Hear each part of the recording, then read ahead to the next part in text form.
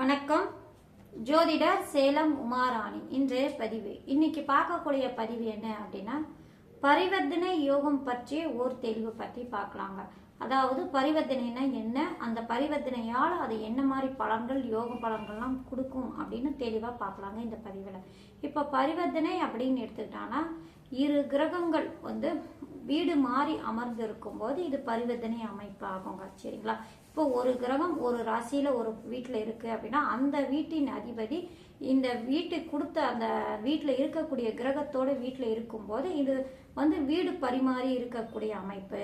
இந்த மாதிரி அமைப்பு இருக்கும்போது அவங்க என்ன மாதிரி அமைப்பு பெறும் அப்படின்னு எடுத்துட்டா, அது ஆட்சிக்கு உண்டான பலம், அதோடைய திசா காலங்கள்ல அந்த லக்னத்துக்கு அது என்ன ஆதிபத்தியம் பெற்றிருக்கோ, என்ன காரகமோ, அதுக்குண்டான பலன்கள் முழுமையா ஆட்சி பெற்று நின்று இருக்கும் போது அது முழுமையா அந்த திசா காலங்களை தரம் மாதிரியே இந்த பரிவர்த்தனை யோகத்தில் இருக்கக்கூடிய கிரகங்கள் அந்த கிரகங்கள் திசை நடத்தும் போது அது திசா காலங்களை முழுமையா தரும் அப்படின்னு சொல்லப்பட்டிருக்குங்க.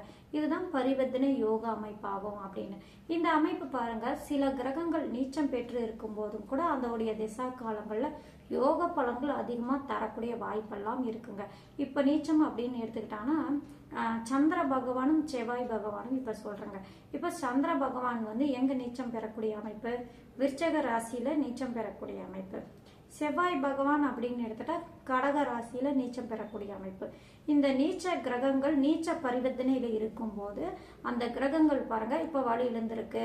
இப்ப செவ்வாய் கடக ராசியில இருக்காரு, சந்திரன் விருச்சக ராசியில இருக்காரு, இரு கிரகங்களே நீச்சமா இருக்கு.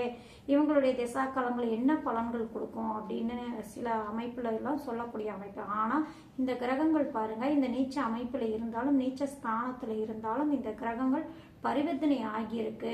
இந்த பரிவர்த்தனை ஆகி இருக்கக்கூடிய அமைப்புல அது நீச்சத்துல இருந்தாலும் ஆட்சிக்கு நிகரான பலன் அந்த திசா காலங்கள அது அந்த காலகட்டங்களில் அந்த லக்னத்துக்கு அந்த கிரகங்கள் என்ன ஆதிபத்தியம் பெற்றிருக்கோ, என்ன காரகமோ, அது தன்னுடைய திசையில ஆட்சி பெற்று இருந்தால் எப்படி திசை நடத்தினால் எப்படி பலன் தருமோ, இந்த நீச்ச அமைப்புல இருந்தாலும் அந்த திசா காலங்கள் முழுமையான பலன்கள் கொடுக்கக்கூடிய வாய்ப்பு அதிகமாக உண்டு அப்படின்னு நம்ம சொல்ல ஜோதிட சாஸ்திரம் சொல்லுதுங்க. சரிங்களா? ஏன்னா இந்த கிரகங்கள் நீச்சமா இருக்கு. இப்ப செவ்வாய் நீச்சமானா இந்த ஜாதகருக்கு என்ன இருக்கோ, செவ்வாய் யாரு, சகோதர காரகர், அடுத்தது பூமி காரகர். அப்படிங்கறதுனால இந்த மாதிரி பிரச்சனைகள், இதுல எல்லாம் பிரச்சனைகள் பாதிப்பெல்லாம் கொடுக்கும்.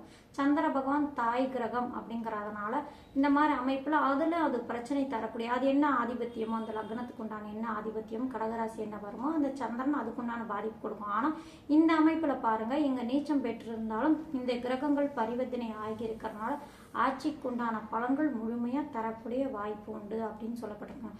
அந்த கிரகங்கள் நல்ல அமைப்புல இருக்குன்னு நம்ம எடுத்துக்கலாம். அது என்ன சாரம் பெற்றிருக்கோ அந்த சாரநாதன் எந்த மாதிரி அமைப்புல இருக்காங்க அதையும் எடுத்து நம்ம ஆய்வுக்கு எடுத்துக்கணும். இப்ப அடுத்தது உதாரணத்துக்கு இன்னொன்னு சொல்றேன். இப்ப சூரிய பகவானை எடுத்துக்கலாம். சூரிய பகவான் துலா ராசியில நீச்சம் பெறுவார். அந்த நீச்சம் பெற்று துலா ராசியில் அமர்ந்து இருக்கும் போது அந்த துலா ராசிக்கு அதிபதியான சூரியனுக்கு வீடு கொடுத்த சுக்கிர பகவான் சிம்ம ராசியில இருக்காரு அப்படின்னா இது நீச்ச பரிவர்த்தனை. அதாவது நீச்ச கிரகத்துக்கு வீடு கொடுத்த சுக்கிர பகவான் சிம்ம ராசியில் இருக்கும்போது இங்கேயும் பரிவர்த்தனை அமைப்புல இருக்கிறதுனால இங்க சூரிய பகவானுக்கு உண்டான காரகமும் அதிபதியும் பாதிக்கப்படும் அப்படின்னு நம்ம எடுத்துக்க கூடாது. இந்த வீட்டின் அதிபதி சிம்ம ராசியில இருக்கிறதுனால இந்த சூரியன் பகவான் தன்னுடைய ஆட்சி வீட்டுல எந்த மாதிரி இருந்தா சிம்ம ராசியில் இருக்கும்போது எந்த மாதிரி பலன் கொடுப்பாரோ அதுக்குண்டான பலன் தன்னுடைய திசா காலங்களில் முழுமையா தரக்கூடிய வாய்ப்பு உண்டு அப்படின்னு நம்ம எடுத்துக்கலாம். சரிங்களா? அடுத்தது இன்னொன்னு கூட உதாரணத்துக்கு சொல்றேன். இப்ப சனி பகவான் மேச ராசியில நீச்சம் பெறக்கூடிய அமைப்பு.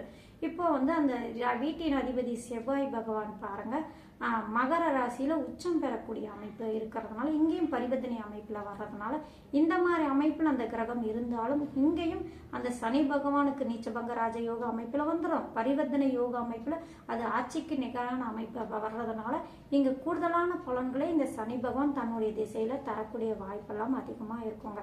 இந்த மாதிரி ஒரு கிரகம் ஒரு வீட்டில் இருக்கும்போது அந்த வீட்டின் அதிபதி அந்த அதோட கிரகத்தோட வீட்டில் இருக்கும்போது இது பரிவர்த்தனை யோகம், வீடு மாறி இருக்கக்கூடிய கிரகங்கள் இரு கிரகங்கள் ஆட்சி பெற்று இருக்கு.